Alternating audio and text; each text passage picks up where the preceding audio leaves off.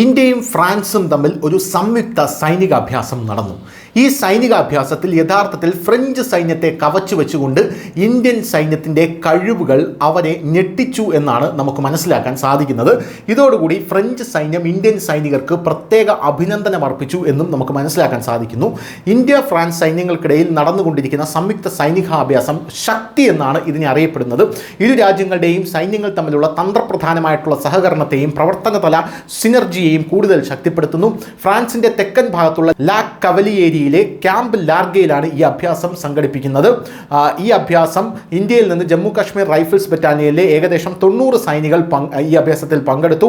ഇന്ത്യയിൽ നിന്ന് ജമ്മു കാശ്മീർ റൈഫിൾസ് ബറ്റാലിയനിലെ 90 സൈനികരും വളരെ മികവുറ്റ പ്രകടനമാണ് അവിടെ കാഴ്ചവെച്ചതെന്നാണ് അറിയാൻ സാധിച്ചത്. അതേസമയം ഫ്രഞ്ച് സൈന്യത്തിൽ നിന്ന് 13ാമത് ഡെമി ബ്രിഗേഡ് ഡി ലെജിയൻ എന്റർപ്രൈസ് വിദേശ സേനാ ബ്രിഗേഡാണ് പങ്കെടുത്തത് എന്ന റിപ്പോർട്ടുകൾ വരുന്നു. എന്തായാലും അർദ്ധനഗര പ്രദേശങ്ങളാണ് ഈ സൈനികാഭ്യാസം നടത്തിയത്.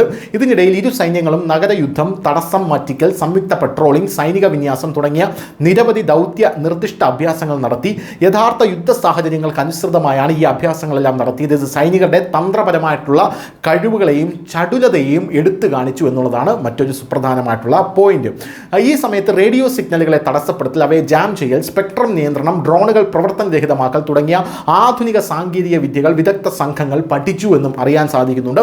ഇത് ആധുനിക യുദ്ധക്കളത്തിൽ പ്രവർത്തിക്കാനുള്ള രണ്ട് സൈന്യങ്ങളുടെയും കഴിവ് ശക്തിപ്പെടുത്തിയെന്ന് പറയുന്നു. ഇത് ഒരു ഇലക്ട്രോണിക് യുദ്ധവും കൗണ്ടർ ഡ്രോൺ പരിശീലനവും എന്നാണ് ഇതിനെ അറിയപ്പെടുന്നത്.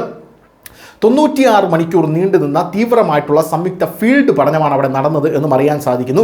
ഇരു രാജ്യങ്ങളുടെയും സൈന്യങ്ങൾക്ക് സംയുക്തമായൊരു ബഹുമുഖ യുദ്ധ സാഹചര്യം നടപ്പിലാക്കിയ 4 ദിവസത്തെ പരിശീലനമാണ്. ഹൈ ഇൻറ്റൻസിറ്റി ഫീൽഡ് ഓപ്പറേഷനാണ് അവിടെ നടന്നത്. ഈ അഭ്യാസത്തിൻ്റെ പ്രത്യേകത ഈ സമയത്ത് സൈനികരുടെ സഹിഷ്ണുത, തീരുമാനമെടുക്കാനുള്ള കഴിവ്, നേതൃത്വപരമായിട്ടുള്ള കഴിവുകൾ എന്നിവ പരീക്ഷിക്കപ്പെട്ടു എന്നുള്ളതാണ്.